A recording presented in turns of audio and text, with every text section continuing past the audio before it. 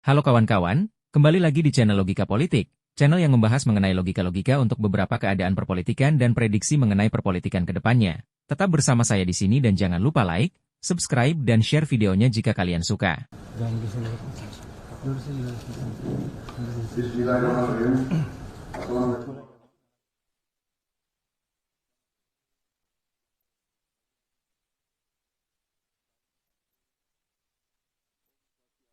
Daya salam kebajikan. Terima kasih saudara-saudara sekalian, teman-teman dari media, saudara-saudara sekalian. Sore hari ini dari sejak jam 3.50 kurang lebih saya hadir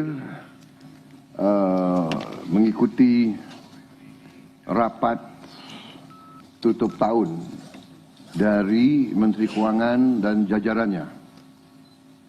Jadi pada hari ini jajaran Kementerian Keuangan mengikuti arus masuk uang ke pemerintah Indonesia dari perpajakan, dari Bea Cukai, dari PNBP, ya. Kemudian karena tepat pada waktu nanti 00 berarti tahun anggaran 2024 ditutup. Tadi saya diberi paparan oleh Menteri Keuangan pelaksanaan dari APBN 2024 dan alhamdulillah di tengah tantangan global yang penuh ketidakpastian, penuh ketegangan, penuh penekanan terhadap perekonomian dunia seluruhnya yang mempengaruhi harga-harga komoditas, yang ujungnya mempengaruhi penerimaan kita, juga mempengaruhi harga-harga minyak dan gas. Ternyata kita masih bisa mengelola keuangan negara dengan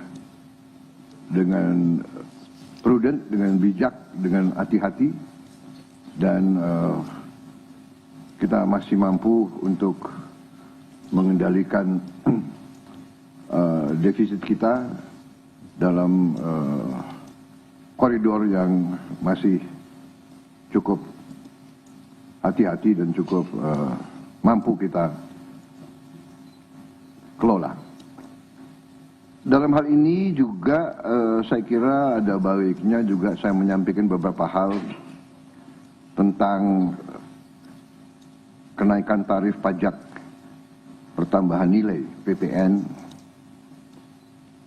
yang mungkin masih ada suatu keraguan-raguan atau suatu ketidakpemahaman, ya, yang tepat, sehingga saya setelah koordinasi dan diskusi dengan Menteri Keuangan dan jajaran beberapa kementerian lain, saya merasa perlu bahwa untuk menyampaikan sendiri masalah PPN 12% ini. Jadi saudara-saudara sekalian, kenaikan tarif pajak pertambahan nilai menjadi 12% ini merupakan amanah, merupakan perintah dari Undang-Undang Nomor 7 Tahun 2021 tentang harmonisasi peraturan perpajakan. Jadi, sesuai kesepakatan pemerintah Republik Indonesia dengan DPR tahun 2021, kenaikan tarif dilakukan secara bertahap dari 10% menjadi 11% mulai 1 April 2022. Ini sudah dilaksanakan.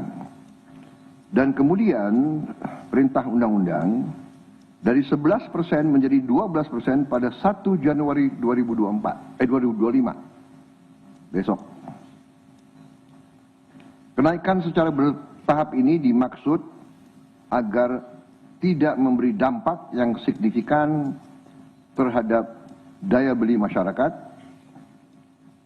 terhadap inflasi, dan terhadap pertumbuhan ekonomi. Saudara-saudara sudah merupakan sikap pemerintah yang saya pimpin, juga saya yakin juga pemerintah pendahulu saya, bahwa setiap kebijakan perpajakan harus selalu mengutamakan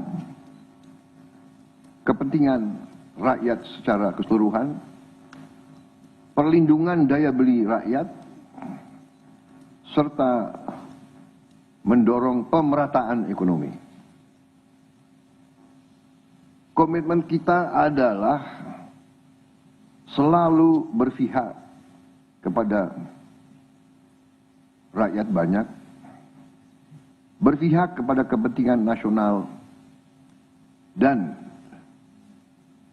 berjuang dan bekerja untuk kesejahteraan rakyat. Karena itu, seperti yang sudah saya sampaikan sebelumnya dan telah berkoordinasi dengan DPR RI, hari ini pemerintah memutuskan bahwa kenaikan tarif PPN dari 11% menjadi 12% hanya dikenakan terhadap barang dan jasa mewah. Ya, saya ulangi ya supaya jelas. Kenaikan tarif PPN dari 11% menjadi 12% hanya dikenakan terhadap barang dan jasa mewah. Yaitu barang dan jasa tertentu yang selama ini sudah terkena PPN barang mewah, yang dikonsumsi oleh golongan masyarakat berada, masyarakat mampu. Contoh,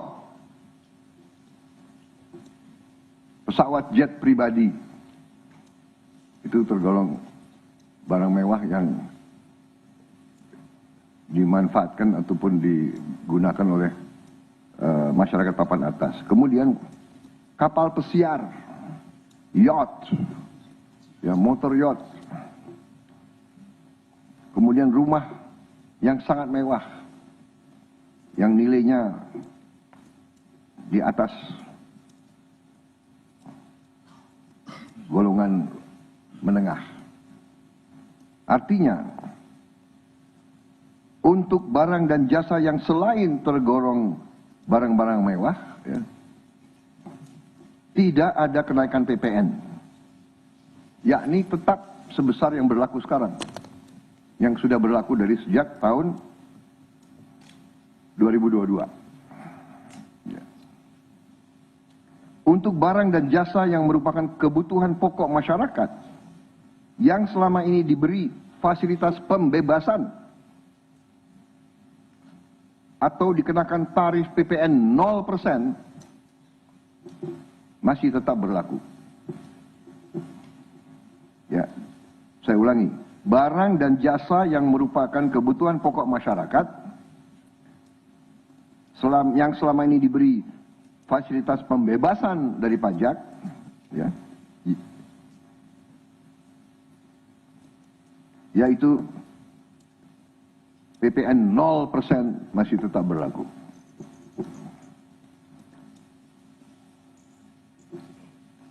Pemerintah telah berkomitmen memberi paket stimulus. Ya. Nilai stimulus itu adalah 38,6 triliun. Seperti yang pernah diumumkan sebelumnya. Bantuan beras untuk 16 juta penerima bantuan pangan, 10 kg per bulan. Diskon 50% untuk pelanggan listrik. dengan daya maksimal 2.200 volt. Pembiayaan industri padat karya. Ya. Insentif PPh pasal 21 bagi pekerja dengan gaji sampai dengan rupiah 10 juta per bulan. Kemudian bebas PPh bagi UMKM beromset kurang dari 500 juta per tahun dan lain sebagainya. Jadi paket stimulus ini nilainya semua adalah 38,6 T. Untuk barang dan jasa yang dibutuhkan oleh masyarakat banyak, yang tetap diberi pembebasan PPN, yaitu tarif 0%, antara lain kebutuhan pokok, beras, daging, ikan, telur, sayur, susu segar, jasa pendidikan, jasa kesehatan, jasa angkutan umum, rumah sederhana, air minum. Saudara-saudara, dengan ini saya kira sudah sangat jelas bahwa pemerintah akan terus berupaya untuk menciptakan sistem perpajakan yang adil dan pro rakyat. Saya kira hal-hal yang lebih teknis akan ditindaklanjuti oleh kementerian-kementerian yang terkait dan semua lembaga yang terkait. Saya kira itu saja dari saya. Terima kasih. Wassalamualaikum warahmatullahi wabarakatuh. Shalom Salve, Om Santi Santi Santi, Om Namo Buddhaya, salam kebajikan dan selamat malam tahun baru. Dan saudara lihat, malam tahun baru pemerintah masih bekerja. Ya. Sampai nanti jam 00.00 pemerintah tetap sebagian besar pejabat ada di kantor masing-masing. Saya kira itu, sekali lagi untuk seluruh saudara-saudaraku sebangsa dan setanah air, selamat menghadapi tahun baru. Kita hadapi tahun baru dengan gembira, optimis, percaya diri bahwa Indonesia akan bangkit. Terima kasih. Selesai. Baik teman-teman wartawan, terima kasih sudah menunggu agak lama. Untuk sore hari ini yang tadi disampaikan oleh Bapak Presiden mengenai agenda tutup tahun, mungkin tidak kita sampaikan hari ini ya. Nanti ada konferensi pers khusus yang tadi Bapak sampaikan APBN 2024 sudah dan sedang ini, masih 6 jam lagi kita akan tutup dan hasilnya terlihat cukup baik. Lebih baik dari yang lapsem waktu itu kami sampaikan di DPR. Jadi nanti kita akan sampaikan dalam press conference yang separate, yang berpisah ya, yang terpisah untuk hal itu. Supaya kita finalkan karena ini waktunya masih ada 6 jam. Yang Bapak Presiden tadi telah sampaikan mengenai PPN 12% sesuai dengan Undang-Undang HPP. Yang tadi telah disampaikan bahwa dalam Undang-Undang HPP seharusnya PPN 12% berlaku pada tanggal 1 Januari 2025. Nah, Bapak Presiden tadi menyampaikan bahwa dengan pertimbangan tadi mengenai kondisi masyarakat, perekonomian, dan untuk menjaga daya beli dan juga untuk menciptakan keadilan, PPN yang naik dari 11 ke 12% hanya berlaku untuk barang dan jasa mewah yang selama ini sudah terkena PPNBM, yaitu pajak penjualan barang mewah. Nah, itu kategorinya sangat sedikit, limited, yaitu tadi seperti disampaikan, yaitu barang seperti private jet, kapal pesiar, yah dalam hal ini, dan juga rumah yang sangat mewah. Yang nilainya itu sudah diatur di dalam PMK mengenai PPN barang mewah. Nomor 15/2023. PMK 15/2023 mengenai barang-barang yang dikategorikan mewah dan selama ini terkena PPNBM, pajak penjualan barang mewah.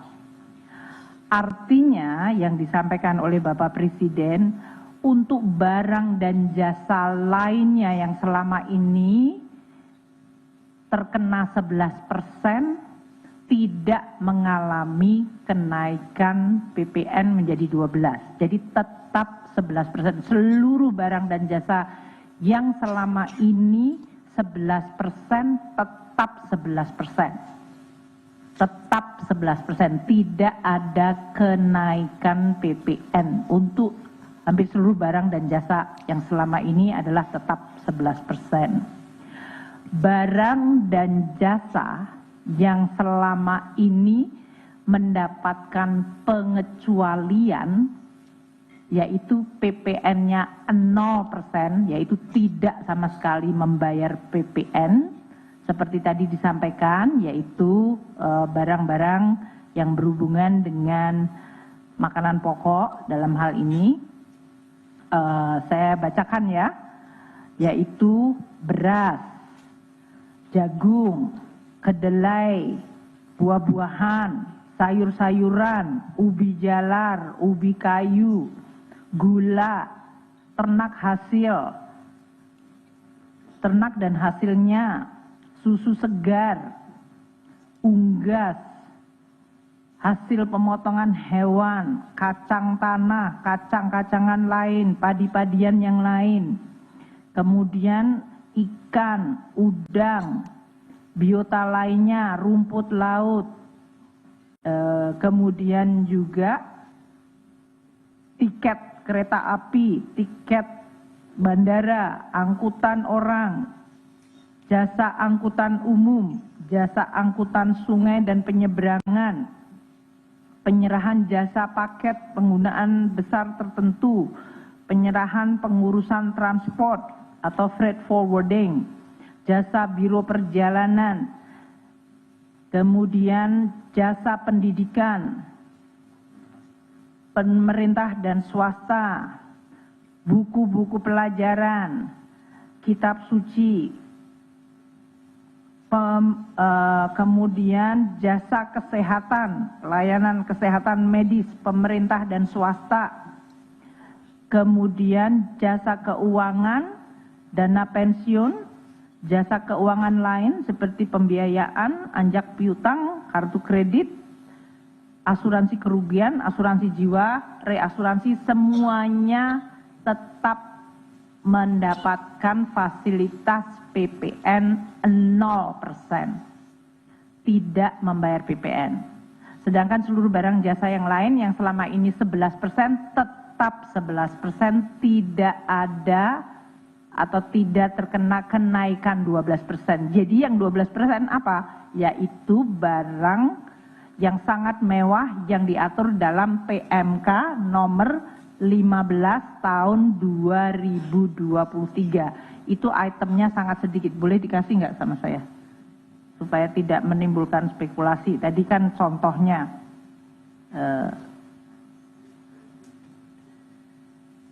yaitu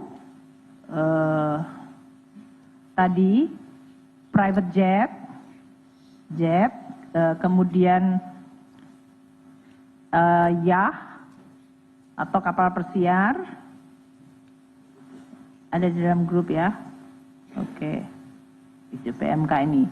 Saya sampaikan ya, barang yang terkena PPN 12% adalah lampiran. Ini. 1. Kelompok hunian mewah seperti rumah mewah, apartemen, kondominium, townhouse, dan berbagai jenis yang seperti itu dengan harga jual 30 miliar atau lebih.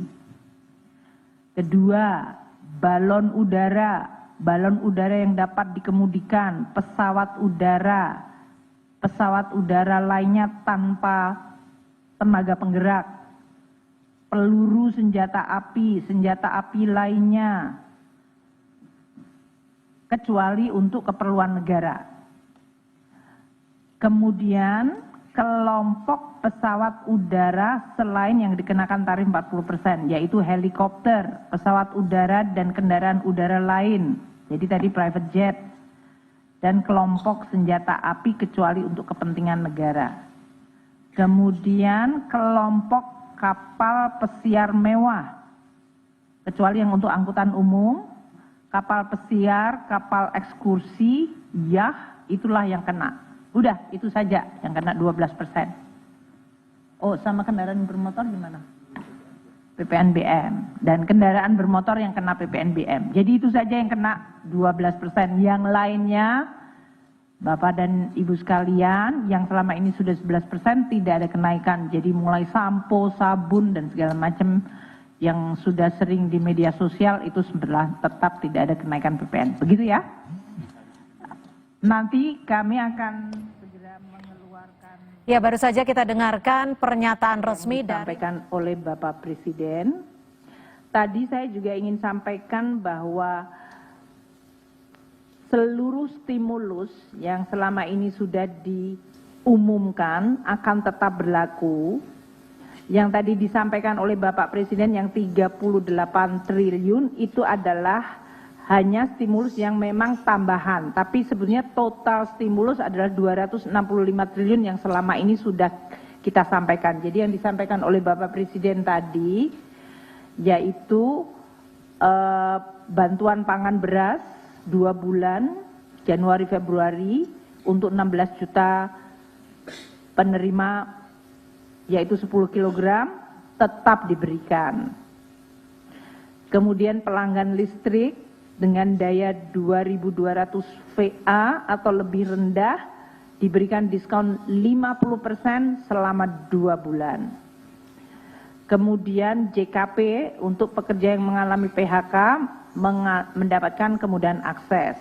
Perpanjangan untuk PPh final dari UMKM sebesar 0,5% dari omset sampai dengan tahun 2025 akhir. Dan UMKM dengan omset di bawah 500 juta tidak membayar PPh atau pajak penghasilan. Jadi 0 pajaknya. Kemudian juga tadi insentif PPh pasal 21 yaitu pajak penghasilan karyawan dengan gaji sampai 10 juta juga ditanggung oleh pemerintah. Pembiayaan untuk industri padat karya juga akan dilakukan untuk revitalisasi mesin dengan subsidi 5%, subsidi bunganya. Bantuan untuk jaminan kecelakaan kerja di sektor padat karya di mana 50% iurannya dibayarkan oleh BPJS Tenaga Kerja.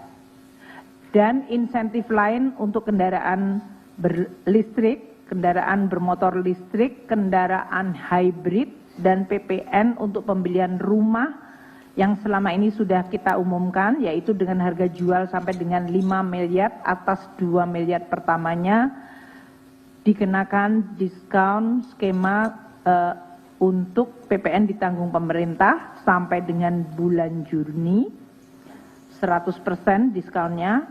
Dan untuk semester keduanya diskonnya turun 50%. Jadi semua stimulus tadi 265,6 triliun. Yang ada tambahan belanja tetap kita akan kelola di dalam APBN. Mungkin itu yang kita ingin tegaskan ya. Jadi PPN untuk semua barang jasa yang selama ini tetap dikonsumsi oleh masyarakat tetap pada rate yang sama, tidak ada kenaikan 12% kecuali barang yang sangat-sangat mewah. Sementara stimulus yang sudah kita sampaikan tetap akan dilakukan. Kita berharap dengan kombinasi itu maka kondisi masyarakat akan jauh bisa diperbaiki, kondisi perekonomian, tekanan dan juga tadi pertumbuhan ekonomi terutama untuk kuartal ke-1 tahun 2025 bisa terjaga baik. Dan kemudian kita nanti akan mulai masuk untuk puasa dan Idul Fitri. Ini semuanya adalah tujuannya menjaga seluruh kinerja perekonomian Dan yang ditegaskan Presiden, kita akan terus menjalankan instrumen perpajakan untuk menjalankan prinsip keadilan dan pemihakan. Mungkin demikian yang bisa saya sampaikan kepada teman-teman wartawan. Kami nanti akan menyampaikan seperti biasa untuk APBN 2025 bagaimana kita akan menyampaikan kinerjanya, tetap akan kita sampaikan kepada teman-teman media setiap bulan seperti yang biasa kita lakukan. Demikian, terima kasih. Assalamualaikum warahmatullahi wabarakatuh. Udah maghrib. PMK kan sekarang, makanya kita sambil kerja, makanya tadi dibilang kita nggak pulang. Tapi kalau kalian mau nungguin, ya nungguin aja sampai nanti pasti kita upload ya. Tapi karena berlakunya mulai besok, ya kita akan revisi segera untuk PMK. Tapi kan ya besok nggak ada dampaknya, tetap seperti biasa. Yang selama ini antara hari ini dengan besok nggak ada perubahan, gitu kan? Ngerti nggak? Enggak, jadinya yang selama ini berjalan, ya jalan aja seperti biasa. Tidak ada perubahan di dalam PPN 12%, ya. Udah ya, ditegaskan.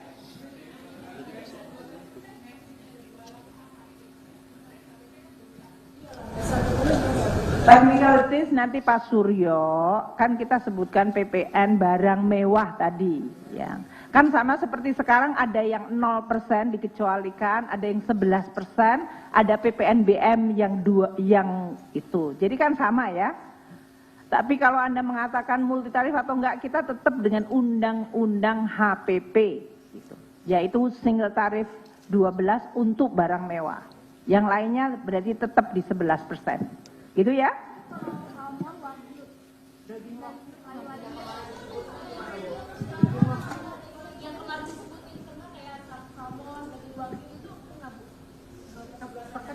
Yang selama ini dapat 0% tetap 0%. Layanan OTT Bu, layanan OTT naik. Ibu layanan OTT. Cukup teman-teman. Besok mulai tanggal 1 Januari 2025, PPN akan naik dari 11% menjadi 12% atau naik 1%, tapi bagi masyarakat umum gak usah khawatir, karena PPN yang naik 1% adalah PPN untuk barang-barang mewah saja seperti jet pribadi, kapal pesiar. Lalu dengan barang-barang yang dibutuhkan masyarakat banyak tidak ada kenaikan sama sekali. Kebutuhan pokok juga tetap 0%. Nah bedanya barang-barang yang dibutuhkan masyarakat yang rencananya akan diturunkan nilai PPN-nya gak jadi. Hehe, tapi yang jelas PPN 12% itu hanya berlaku untuk barang-barang mewah saja seperti kapal pesiar dan jet pribadi sebagaimana yang disebutkan oleh Pak Prabowo. Jadi kemungkinan dari naiknya PPN yang awalnya 11% menjadi 12% ini hanya agar Pak Prabowo dan jajaran kepemimpinannya tidak melanggar undang-undang yang sudah ditetapkan pada tahun 2021. Kenapa harus tetap dilaksanakan? Ya karena undang-undang itu sudah pernah dilaksanakan di tahun 2022 dengan menaikkan yang awalnya 10% menjadi 11%, dan saat itu gak ada tuh kayaknya yang menolak dan berteriak-teriak untuk digagalkan.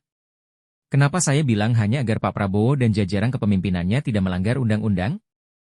Ya karena jika undang-undang ini tidak dilaksanakan malah Pak Presiden melanggar undang-undang, kan bisa dibatalkan? Ya memang bisa. Tapi prosesnya harus ada perpu atau malah yang seharusnya membatalkan ya DPR saja melalui revisi undang-undang. Banyak cara sebenarnya untuk membatalkan undang-undang itu, tapi logikanya begini jika harus ada perpu baru. Pertama Pak Prabowo harus mengajukan perpu yang akan ditentukan ke DPR, ya agak aneh. DPR yang bikin undang-undangnya, DPR juga yang meminta dibatalkan. Sedangkan jika menggunakan perpu, maka DPR juga nanti yang meninjau perpunya. Bisa jadi lama waktunya sedangkan pada undang-undang itu sudah ditentukan waktu pelaksanaannya yaitu tanggal 1 Januari 2025. MK juga bisa membatalkan undang-undang dengan adanya judicial review, tapi yaitu butuh proses dan waktu yang lama. Ini adalah keputusan paling cerdas dan paling top, karena pemerintah akan tetap melaksanakan undang-undang dengan tanpa membebani masyarakat menengah ke bawah dengan tanpa menaikkan pajak yang sebenarnya sudah pernah dinaikkan pada saat pemerintahan sebelumnya. Tapi memang barang mewah yang tidak begitu berpengaruh jika pajak itu naik kepada masyarakat bawah dinaikkan.